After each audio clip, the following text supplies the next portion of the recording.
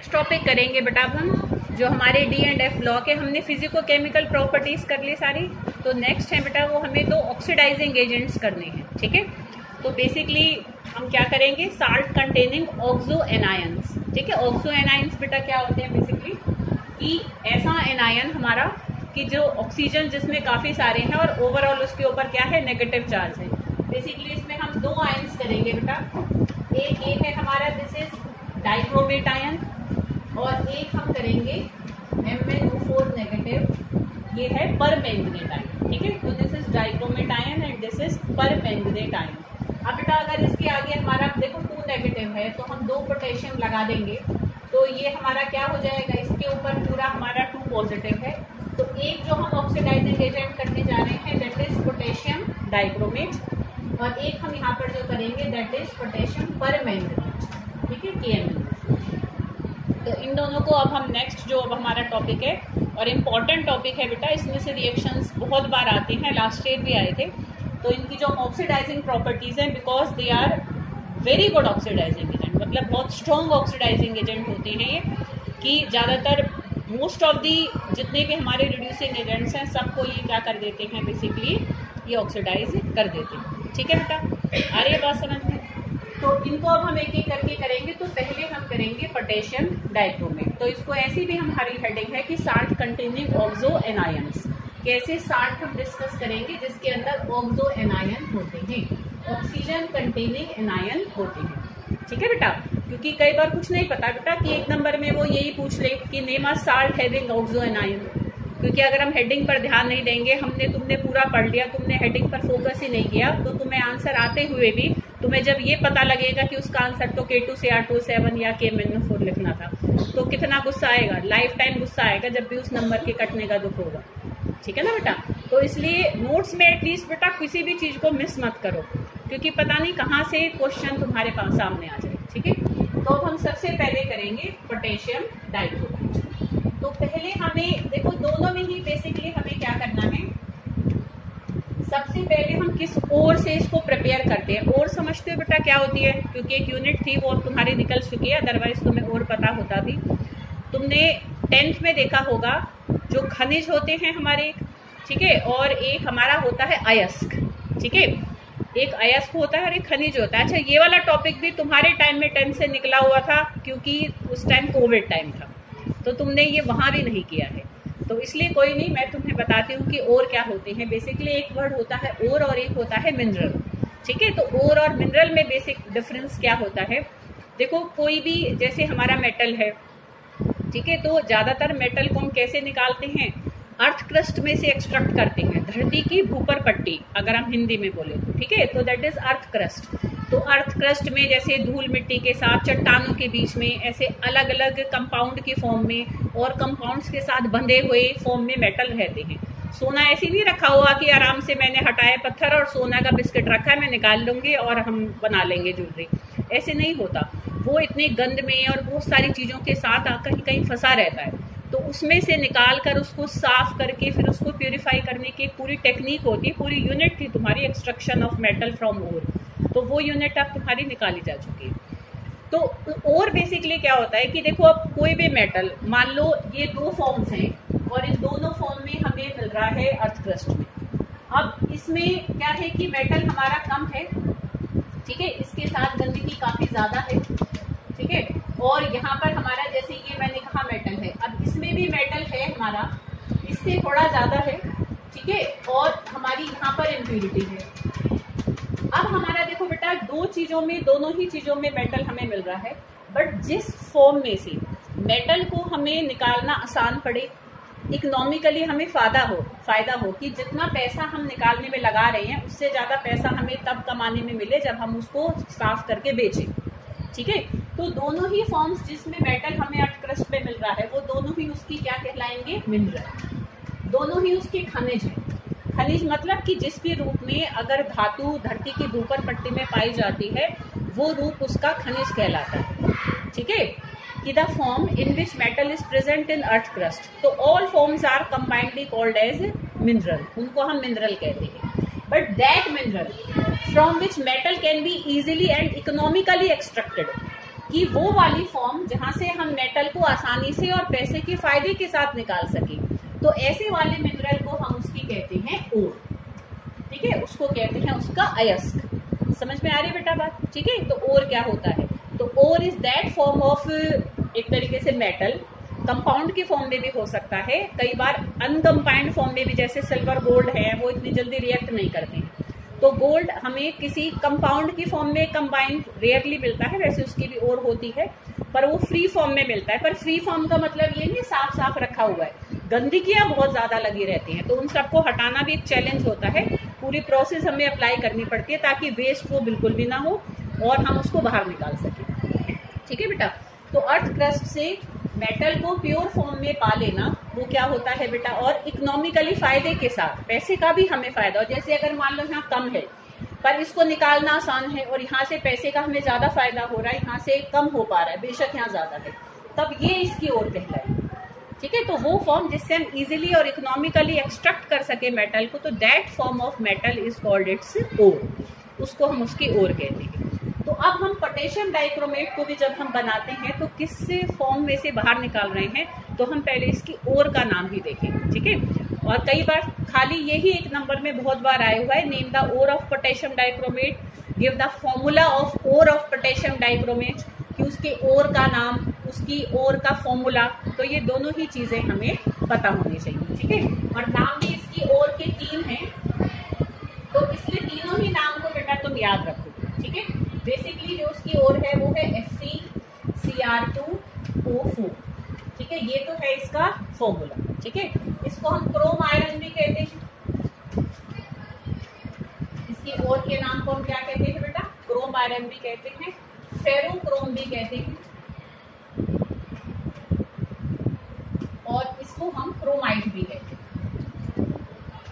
ठीक है। तुम नोट्स में देख सकते हो, देखो बेटा ऊपर ऐसे कोने में लिखा हुआ होगा, ठीक है, देख सकते हो। ऐसे बच्चा कोने के ऊपर की चीज छोड़ देता है, तो प्लीज स्किप मत करना, क्रोमाइट, फेरोक्रोम और क्रोम आयरन, ठीक है बेटा। तो और ये अगर फोटोस्टेट है तो आई थिंक शायद जो O4 है उसका 4 थोड़ा सा मिट रहा है, तो उसको बेटा कंप्लीट बना लेना, ठीक है। तो ये इसकी क्या होती है बेटा, ओर। कोई भी नाम से पूछा भी जा सकता है, ऐसी ऑप्शनल भी आ जाता है कि ferrochrome is an ore of करके वो 4 मेटल दे देगा, तो ये किसकी ओर है, बेसिकली क्रोमियम की ओर है। अगर हम मेटल देखें तो फिर वो क्रोमियम की है, और अगर वो कंपाउंड की फॉर्म में कह रहा है तो फिर तुम पोटेशियम डाइक्रोमेट को कहोगे, ठीक है। आयन की फॉर्म में भी कह सकता है, तो फिर हम इसमें डाइक्रोमेट आयन बोलेंगे, ठीक है। समझ में आ रही बेटा ये बात, ठीक है। तो ये है इसकी ओर का नाम। कोई प्रॉब्लम, अब जब कल पूछो तो सबको ओर के नाम याद होने चाहिए, ठीक है। तो अभी तो सब हाँ भरते हैं, तुम्हें ऐसा लगता है चीजें कितनी सिंपल है, ठीक है ना। 2 दिन बाद फिर ये चीजें तुम्हें ऐसा लगता है जैसे कि तुम जाके IAS का एग्जाम देने जा रहे हो, ठीक है। तो चलो इनको सिंपल ही याद रखो तो अच्छा है। तो दिस इज पोटेशियम डाइक्रोमेट ओर। तो अब हम इस ओर से देखेंगे कि हम कैसे पोटेशियम डाइक्रोमेट को प्रिपेयर करते हैं। तो मैंने बहुत ब्रीफ में किया है, अगर तुम अंदर लिखा भी भूल जाओ तो तुम हेडिंग्स को नोट करो, हेडिंग्स को याद कर लेना बेटा, और जो इसके अंदर रिएक्शंस आ रहे हैं उनको याद रख लेना, क्योंकि 3 नंबर में भी आई हुई है प्रिपरेशन ऑफ पोटेशियम डाइक्रोमेट करके, ठीक है, कि prepare the potassium dichromate starting from its ore.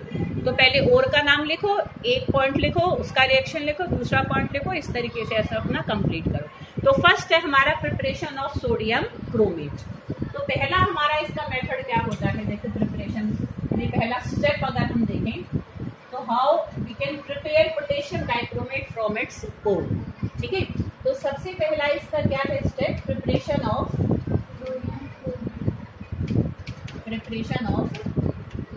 Sodium chromate, ठीक है। अब देखो, अब यहाँ ना थोड़ा सा यहीं पर ही ध्यान कर लो, देखो Cr2O7 2 नेगेटिव तो क्या है डाइक्रोमेट, और Cr(O4) 2 नेगेटिव ये होता है क्रोमेट, ठीक है। हमें इन दोनों आयनों का पता होना चाहिए, क्योंकि जब रिएक्शंस भी करेंगे तो हमें, तुम एनायन को याद कर लो, फिर अगर पोटेशियम आगे है तो हम K2 लगा देंगे, सोडियम आगे है तो हम Na2 लगा देंगे। तुम्हें वो दोनों अलग अलग जगह याद नहीं करना, तुम एनायन को पकड़ लो कि हमारे क्रोमियम के 2 एनायन है, 2 ऑक्सो एनायन है बेसिकली, ठीक है, जिसमें से हम रिएक्शन प्रॉपर्टीज हैं, प्रिपरेशन है, वो हम डाइक्रोमेट भी कर रहे हैं, पर क्रोमेट भी जगह जगह आएगा, ठीक है, तो तुम्हें फॉर्मूला पता रहेगा तो वो इजी रहेगा रिएक्शंस को लर्न करना। ठीक है, तो ये हमारी है डाइक्रोमेट, जिसमें 2 क्रोमियम आ रहे हैं वो डाइक्रोमेट, जिसमें 1 क्रोमियम आ रहा है वो क्रोमेट। ठीक है, दोनों के ऊपर ही 2 नेगेटिव चार्ज होता है। ठीक है, क्लियर। तो अब हम सबसे पहले करेंगे प्रिपरेशन ऑफ सोडियम क्रोमेट। तो देखो सोडियम क्रोमेट का फॉर्मूला क्या बन जाएगा फिर हमारा, Na2CrO4 हो जाएगा, सोडियम क्रोमेट। ठीक है, दिस इज क्रोमेट। अगर Cr2O7 करूंगी तो वो हमारा पोटेशियम डाइक्रोमेट, सोडियम डाइक्रोमेट हो जाएगा। वो सेकंड स्टेप हम करेंगे। पहले स्टेप में हम क्या करेंगे, प्रिपेयर करेंगे सोडियम क्रोमेट को। किससे प्रिपेयर करेंगे, उसकी ओर से। तो अब तुम देखो कि अगर जब हम इसका रिएक्शन लिखेंगे तो हमें 2-3 चीजें पता नहीं। तो जब हम इसको प्रिपेयर करेंगे तो देखो बेटा हमारी ओर क्या है,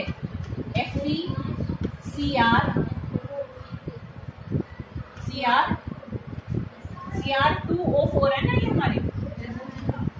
ये रेड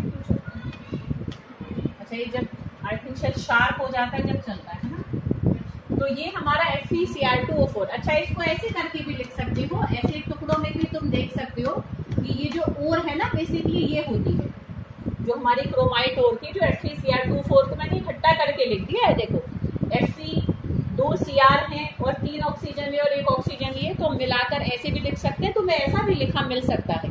तो जो हमारी ओर थी बेसिकली 2 ऑक्साइड्स का कॉम्बिनेशन है, तो हम इकट्ठा करके ऐसे लिख देते हैं, अलग अलग भी लिख सकते हैं। ठीक है, चलो तो उसको लिखा रहने देते हैं। तो ये हमारा एक तो ये हो जाएगा। इसमें हम एल्कली डालेंगे। एल्कली क्या होता है बेसिकली बेटा, हमारा एल्कली क्या होता है, बेस। ठीक है, कोई भी हमारा ऐसा कंपाउंड स्पेशली हम क्या लेते हैं, फर्स्ट ग्रुप का ही लेकर चलते हैं ताकि वो हमें इजीली OH नेगेटिव आयन दे दे। तो अब क्योंकि हमें Na2CrO4 बनाना है तो फिर यहाँ पर हम NaOH ले लेंगे, सोडियम यहाँ से आएगा। ठीक है बेटा, तो यहाँ पर हमने डाला अपना एल्कली NaOH। ठीक है, क्योंकि बैलेंस भी करना है तो मैं प्लस को थोड़ा छोटा कर दूँ और हम यहाँ पर पास करेंगे ऑक्सीजन गैस। ठीक है, तो in the presence of oxygen alkali is added to powdered ore, की जो ओर है ना उसको अच्छे से पाउडर कर देते हैं, बिल्कुल महीन एकदम चूरा करके, और उसके अंदर एल्कली का सोल्यूशन डालेंगे और ऑक्सीजन गैस को पास करेंगे। और ये सब हम करते हैं रिवर्बरेटरी फर्नेंस में। फर्नेंस समझते हो किसको कहते हैं, प्रवेश सुन रहे बेटा, फर्नेंस हम कहते हैं बेटा भट्टी को।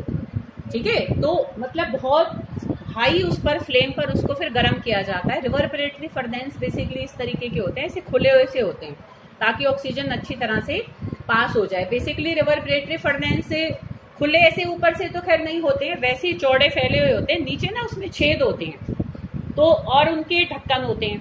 तो अगर हम ढक्कनों को खोल देते हैं तो ऑक्सीजन गैस पास हो जाती है, ढक्कनों को बंद कर देते हैं तो फिर ऑक्सीजन गैस हमारी, मतलब एब्सेंस ऑफ ऑक्सीजन में भी हम गर्म करते हैं रिवर्बरेटरी फर्नेंस में, कई बहुत सारी प्रोसेसेस में, और कुछ में हम प्रेजेंस ऑफ एयर में करते हैं। तो जब एयर देनी होती है तो उन ढक्कनों को हम नीचे से खोल देते हैं, और जब हमें एयर की एब्सेंस रखनी होती है तो अब हम उनको बंद कर देते हैं। ठीक है, तो ऐसे एक फैला हुआ सा हमारा फर्नेंस होता है जिसमें नीचे की ढक्कन से होते हैं। ठीक है, तो दैट इज रिवर्बरेटरी फर्नेंस। तो रिवर्बरेटरी फर्नेंस में हम क्या करते हैं बेटा, पाउडर्ड ओर को गर्म करेंगे इन the presence of alkali and oxygen.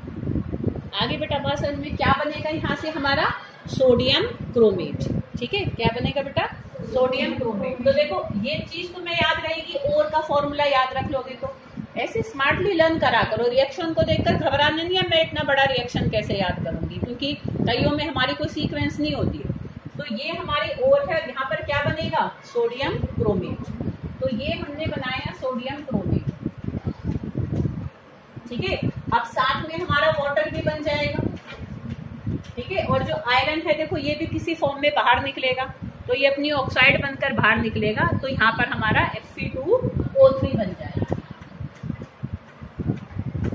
ठीक है, ऐसे हमें देख लेना है कि कोई चीज छूटी तो नहीं है। अब इसको तुम कर लेना बैलेंस। ठीक है, बैलेंस करने में क्योंकि हमें इसको सारा जगह जगह से देखना पड़ेगा। ठीक है, तो वैसे अगर करके करोगे, जब सोडियम में 2 लगाएंगे करते करते तुम पहुंच जाओगे, इसे आराम से बैलेंस हो जाता है। पर अगर तुम्हें क्विकली करना है ना, एक उसको याद रख लो, देखो बेटा यहाँ हमारा 16 आएगा, इससे ना तुम अब जल्दी जल्दी से इसको सारा बैलेंस करते चले जाओ। ठीक है बेटा, फिर यहाँ पर हमारा 8 हो जाएगा, इसके सहारे से तुम बाकी सारा बैलेंस कर सकते हो। अब यहाँ 8 हो गया क्रोमियम, यहाँ क्रोमियम 2 है, तो फिर यहाँ पर हम क्या कर देंगे 4 कर देंगे। अब आयरन यहाँ पर 4 हो गया, तो यहाँ पर अब हमारे 2 हैं, तो फिर यहाँ पर हम क्या कर देंगे 2 कर देंगे। इस तरीके से हम इसको पूरा, अब हाइड्रोजन 16 है तो यहाँ 8 कर देंगे। तो ऐसे देखो ये जल्दी से बैलेंस हो जाएगा। अदरवाइज अगर मैं यहाँ 16 ना रखूँ ना और ऐसे करते हैं तो थोड़ा सा तुम्हें एग्जाम में टाइम लग जाएगा। ठीक है, आराम से तसल्ली से कर रहे हो तो करो, कोई प्रॉब्लम नहीं। तो ये हमारा हुआ, हमने सोडियम क्रोमेट को प्रिपेयर कर लिया। ठीक है, फर्स्ट स्टेप। अच्छा, इसमें हम थोड़ा सा लाइम भी डाल देते हैं। लाइम बेसिकली हमारा कहाँ से, हाँ ऑक्सीजन भी तो बैलेंस करेंगे, सही बात है। ऑक्सीजन हमारी यहाँ भी आ रही है और इधर भी आ रही है, हाँ 7 ठीक है ना, क्योंकि 8 यहाँ पर है, 6 यहाँ पर है। ठीक है ना, आगे बेटा बात समझ में। तो ये हमने पहला मेथड किया। अब इससे हमारा ये जो सोडियम क्रोमेट बनता है, ये जब बन जाता है तो इसमें हम थोड़ा सा लाइम ऐड कर देते हैं। ठीक है, लाइम समझते हैं, इसे हमारा कैल्शियम के कंपाउंड होते हैं, कैल्शियम ऑक्साइड। ठीक है, बेसिकली तो यहाँ पर उससे क्या हो जाता है कि और थोड़ी पोरस हो जाती है, कि ये जो हमारा बनकर आया है ना लाइम, वैसे हम शुरू में स्टार्टिंग में भी ऐड कर सकते हैं। तो यहाँ पर हमारा क्या होता है कि ये जो पाउडर डोर होती है थोड़ी पोरस हो जाती है। पोरस समझते हो, बीच बीच में थोड़ी छेद से हो जाते हैं, लाइम बीच में एंटर करता है, उनको थोड़ा थोड़ा दूर कर देता है। तो जब दूर हो जाता है तो एल्कली और ऑक्सीजन अपना काम क्या कर सकता है, आसानी से कर लेता है, जल्दी से उसको सोडियम क्रोमेट में बदल देता है। ठीक है, तो इस प्रोसेस में हम थोड़ा सा लाइम भी ऐड करके रखते हैं, नीचे शायद मैंने लिख रखा होगा, है ना। Lime is also added to make the mass porous, thus to make the oxidation easier, ताकि ऑक्सीडेशन हमारी आसान हो जाए। समझ में आ रही बेटा बात। अब हमें इस स्टेप से क्या मिला, सोडियम क्रोमेट। ठीक है, बनने के बाद नहीं डालते, पहले ही डालते हैं। ठीक है ना, वो एकदम से मेरे इस पर ध्यान गया था, बट हम बेसिकली डालते हैं इसके लिए। ठीक है बेटा, क्लियर सबको। तो दिस इज फर्स्ट स्टेप। अब सेकंड स्टेप में हम देखो बेटा क्या करते हैं कि ये जो सोडियम क्रोमेट बना है, इससे हम सोडियम डाइक्रोमेट बनाएंगे। तो क्या हेडिंग बनेगी, conversion of sodium chromate into sodium dichromate. ठीक है, ध्यान रखो क्रोमेट आयन कौन सा है, डाइक्रोमेट आयन कौन सा है। देखो बेटा, जो भी याद करने में गड़बड़ करते हैं ना, वो असल में समझ के नहीं चलते हैं। तुम समझ के चलो, याद करना बहुत बहुत आसान काम होता है। ठीक है, प्रवेश देख रहे बेटा। तो ये हमारा है डाइक्रोमेट आयन, और क्रोमेट आयन कौन सा होता है, CrO4। तो यहाँ पर तो हमने बनाया सोडियम क्रोमेट, अब हम सोडियम डाइक्रोमेट बनाएंगे। किससे बनाएंगे, सोडियम क्रोमेट से ही बनाएंगे। ठीक है, तो नेक्स्ट वीडियो में करते हैं।